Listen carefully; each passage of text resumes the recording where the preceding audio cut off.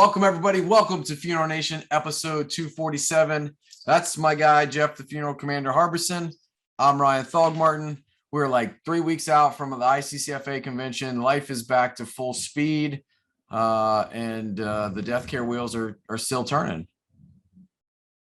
Yes, they are. They're moving quite quickly, actually, and that's something we want to highlight and preview for next week for 248 is we'll have Tom Anderson to give us some results from public companies and their earnings to see how the death sector is doing. However, speaking of doing well and knocking it out, C&J Financial, we're just having a banner year. Once again, our clients are happy. The folks who are not our clients are actually happy because they're coming over to us. We're excited. Our whole team out there is doing a great job. But anyway, let's go ahead and run that promo because if your funeral isn't paid for, it isn't over yet.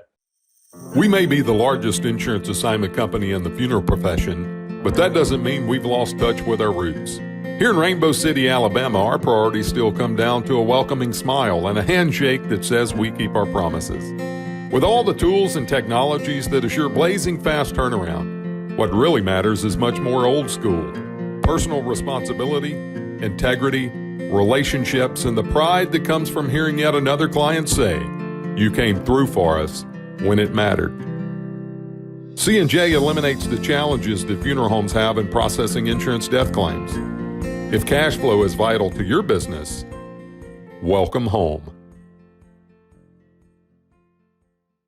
Okay, Ryan. So there's really not a ton of news, but we have some things that need to be discussed. Number one, you did a survey not long ago, and there's a few excerpts from that. But what's the biggest issue? And you and I've talked about this all along. The biggest issue in our business is staffing and recruiting, like retaining talent, recruiting talent. Over 45% of respondents to our connectingdirectors.com 2022 survey cited recruiting and retaining talent as the number one problem that they have in their business. And this is a nationwide issue. I mean, we're reaching 212 different countries through that publication. So, I mean, it's everywhere. And I know you experience it in conversations as you guys serve a nationwide audience.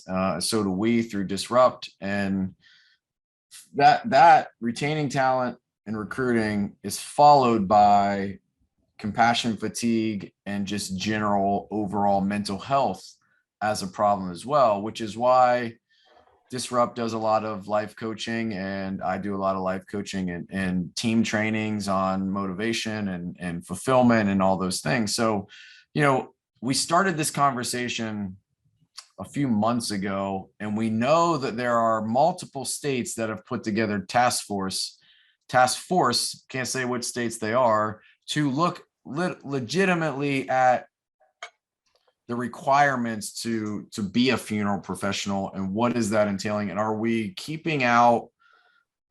We know why the rules exist, but we don't have the second career people coming into the profession because we've blocked them out by the requirements. That is a true statement. And as you and I have chatted before, we've got multi levels of personalities, talents, gifts, and they're not all wrapped up into funeral director, embalmer, and that I'm just telling you, the future embalmings are going down. That craft is going, I'm not saying away, but its significance is declining.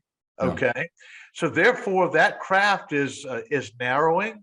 And then the states that say you must be an embalmer and you must be a funeral director in order to operate here, they're going to find that they are the ones that are going to suffer primarily. Then you have the other states that have these ridiculous internship regulations.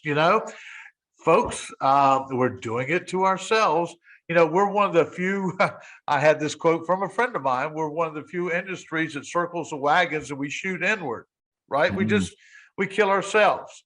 And so some of this old school thought of protectionism, we'll keep so-and-so out and blah. Hey, you know what? It's hurting you too now. How's it feel? Right. Okay. That's right. So that's something we need to get over. Speaking of not getting over, is our friends at Anthem are knocking it out just very quietly.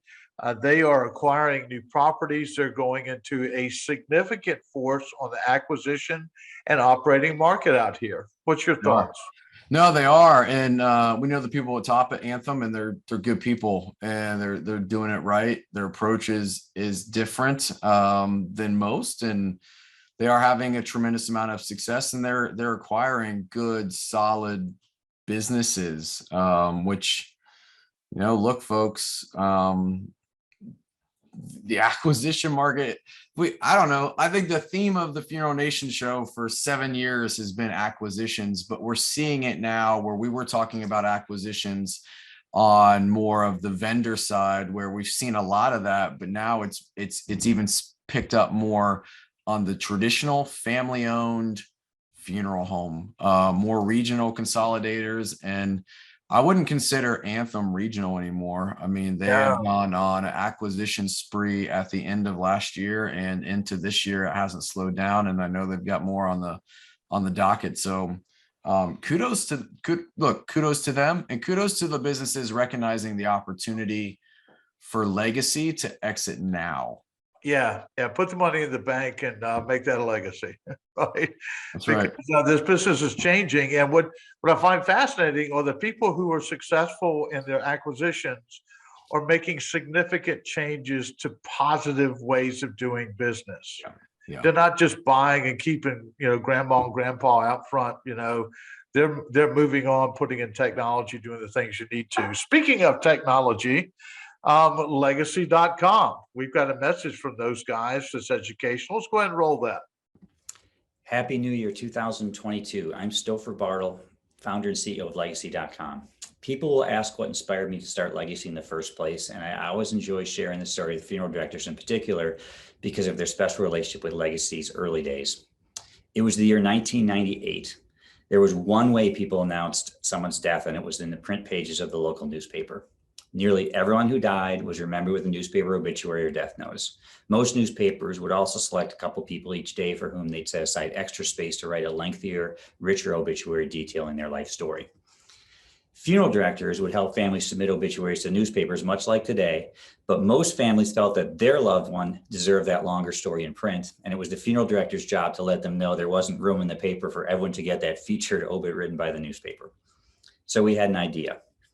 If this thing called the internet could help people publish job listings, personal ads, or even pornography, why couldn't it give everyone the chance to have an obituary worthy of their life? Why couldn't my grandfather, an immigrant farmer in the Upper Peninsula of Michigan, who lived an incredible life of 100 years, mostly in obscurity, have the same kind of obituary as these so-called noteworthy people in the newspaper pages? So we at Legacy had a plan, and it included funeral directors. In 1999, we set up a booth in Kansas City at our first NFDA show. And that year we made literally hundreds of in-person visits to funeral homes across Chicagoland and the country, promoting our online obituary program to funeral directors in hopes that they would offer it as an option to their families. Funeral directors, for the most part, are some of the kindest souls I've met. I've learned this both by observing what they do for the families they serve, but also in how nicely they treated us. They welcomed hearing our pitch, even though we might as well have been aliens from outer space, because in 1999, most funeral directors weren't really online yet. And the last thing they were going to do is try to explain this internet obituary thing to families, some of whom weren't online either. So Legacy was too early. Worse yet, we weren't smart enough to realize this for about 2 years, and we nearly went bankrupt. As luck would have it, though, a local newspaper heard we were trying to do what we were trying to do, and they asked if we could help them bring their print obituaries to life by bringing them online. And of course, the rest is history. Soon we were powering online obituary sections for newspapers nationwide. But even while working with newspapers, we had the interests of local funeral directors in mind. And to this day, we regularly encourage our newspaper partners to more effectively embrace the needs of all funeral service professionals, with varying degrees of success. In 2021, however, our story went full circle and we began offering more services directly to funeral homes, including, yes, opportunities to help the life stories of the families they serve be told in full and reach more people than ever. This year, we'll be introducing even more ways that funeral directors can leverage Legacy's enormous reach to help their families tell the stories of their loved ones, while also helping people everywhere know more about the local funeral home that served that family. At Legacy, we hope this happens in a 2022 that has finally begun to heal from the many challenges of the last couple of years. Thanks for listening. Good stuff. Good stuff. Well, Jeff, I mean, I think we've said this more over the last 3-4 months than we ever have, that it's a good time to be in the death care space. There's a lot of change that's happening. Things are moving faster, and more technology coming into the space, more change coming, and funeral homes more receptive to new ideas. Let's put it that way. It doesn't necessarily mean that they're implementing change super quick, but the conversation is there. Right. Well, yeah, some of the behaviors haven't changed at all. And the only way to force behavior is have something happen and you recognize and either realize an error or see the need to make that change. So those are coming along. Speaking of metals, right? Yeah, We've got our refining group. That's That right. was a great transition That in was there. Drew beautiful, and his man. team. Textbook. Yeah, let's just roll those folks because I love these guys. Let's roll it. Hey everyone, my name is Melissa Polis and this is Drew Osberg. Hey guys. And we're with PMRS. We are thrilled to be on Funeral Nation with you today, sharing our knowledge that we've gained from visiting different funeral homes and crematories across the nation. Today we're talking about transparency with families around metal recycling.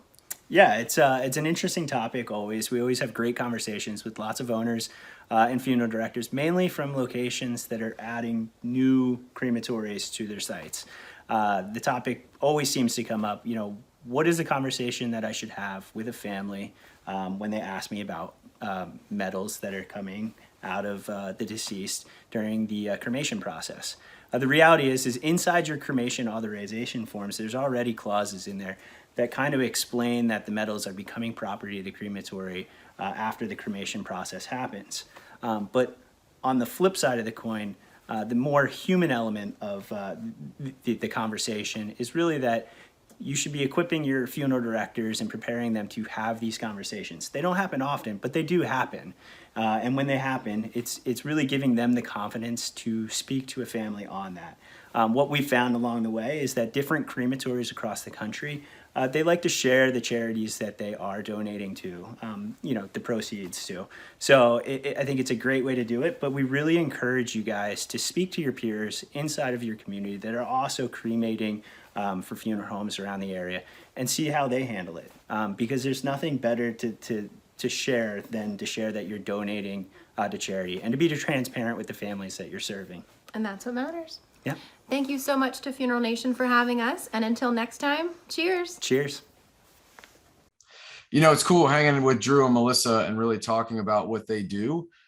They're solving a lot of issues for funeral homes in terms of the metal refining, where funeral homes are doing great things with actually having a program in place. And that's what I love about Drew and Melissa. It's about the data, right? It's getting back the metals and go, okay, here's money. How can we help you invest this? Where can we put it?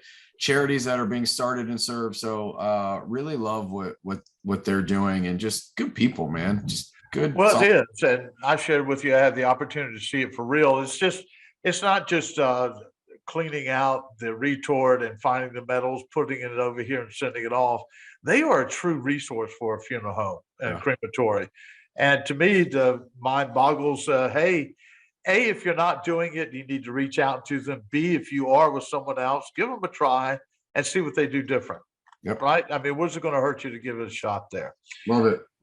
That's it. Well, Ryan, we are both pressed again. Now, you and I will be together literally 2 weeks from now. We'll be in Scottsdale over there, really right across the street from your house, playing golf at the Suppliers Tournament. So we'll try to do some live stuff there, put on by Live Oak Bank and our friends at Foresight Companies. And that's always a lot of fun to get together. It is. It is. It's my favorite part of this profession is the networking and This is a cool one because it's different than anything else we do because it's supplier driven. It's all suppliers, and it's really, there's a lot of great partnerships that come from 3 days of golf, believe it or not. So it's good stuff. Yeah, and sooner or later, we're going to make some suggestions that'll have to stick because, by the way, we're the ones that spend all the money to go to these things. So Right. maybe that'll be my dying call. Is, hey, we finally did it, but he's dead. But anyway, well, brother, thank you once again. Great show. Y'all tune in on 248 because we'll have Tom Anderson here. If you really want to know what's going on in business, quit speculating. This guy has the numbers.